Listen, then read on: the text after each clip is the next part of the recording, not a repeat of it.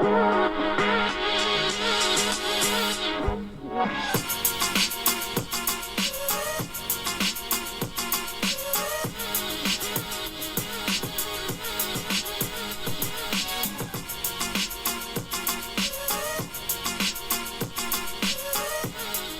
what's going on today. First, we got some breakfast. After I finish breakfast, then I have a meeting at 9. For those of you that don't know, I'm actually also a part-time realtor, apart from school and YouTube. So yeah, I have a pretty busy life. But yeah, after the meeting, then I have classes, which I'm headed to right now. Thankfully, the meeting didn't run late or anything. So I have 2 classes today. Afterwards, I'll tell you guys why I'm watching and reviewing Knives Out. So I was lucky enough to be able to go see it tonight a little earlier, and this is easily one of my favorite movies of this entire year.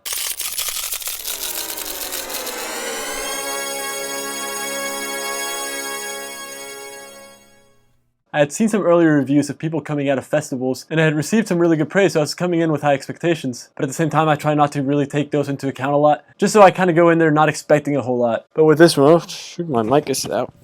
That's better. But with this movie, it was kind of hard to avoid. I love these type of movies, the trailers looked amazing. Mostly every member of the cast did a great job. Not just an okay job, not just passable, most of them did really good, especially James Bond and Captain America. Daniel Craig has a really heavy southern accent in this movie.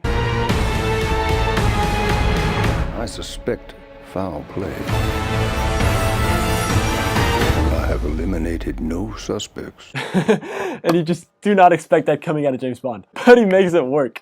I don't know how. I did not expect to like it, but it totally does. You totally buy it, and he completely pulls it off. Now, the reason I mentioned Chris Evans, even though he's not in the movie as much, is just because in my head, he was Captain America. And now that that stage of his life is kind of over, I feel like this was the movie in which he tried to separate himself from that. He plays a very different character, kind of reminded me of the Fantastic Four performance he gave, but even better. He completely disappears into his role. I was not seeing Chris Evans at all, and it was just such a joy to see on screen. Now, like I said, everyone really did do a good job in their performance. The characters are pretty diverse. Well, I say that, but the family was all a big bunch of jerks. It's a typical spoiled family, all of them feeding off the grandfather that's providing for all of them. So in that sense, I guess they were all pretty similar, but apart from that, they all have their own quirks that make them unique and very interesting to watch. And then the grandfather, the guy with all the money, the guy that the mystery is revolving around, he's just a great character. You don't get to see him a lot, but there's a few flashbacks, and he completely stood out. I loved this performance. Now, the story. This is where the movie really shines. I was expecting a murder mystery, just like the advertisement said, and that is what I got, but it was done in such a way that I've never seen it done before. It was very creative, but I don't want to really delve too deep into the plot, just because I'm afraid of getting into spoiler territory. I feel like anything I say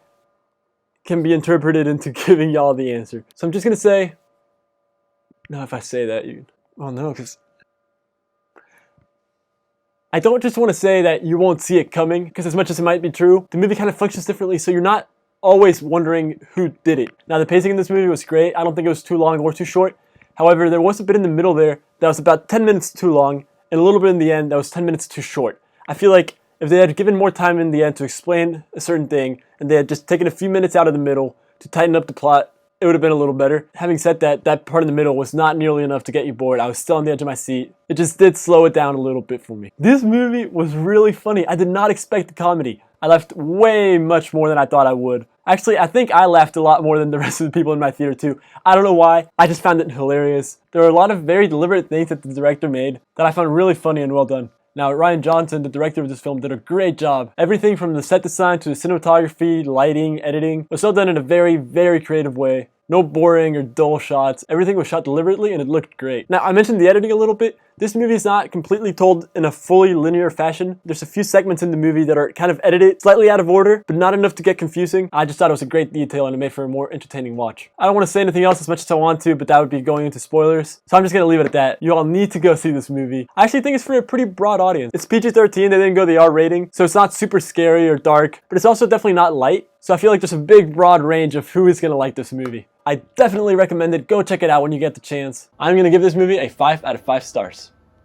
So yeah, guys, go check it out. If you've already seen it for some reason, let me know what you thought about it down in the comments. If you enjoyed this sort of content, please make sure to subscribe, check out my latest videos, and as always, drop a like and drop in later.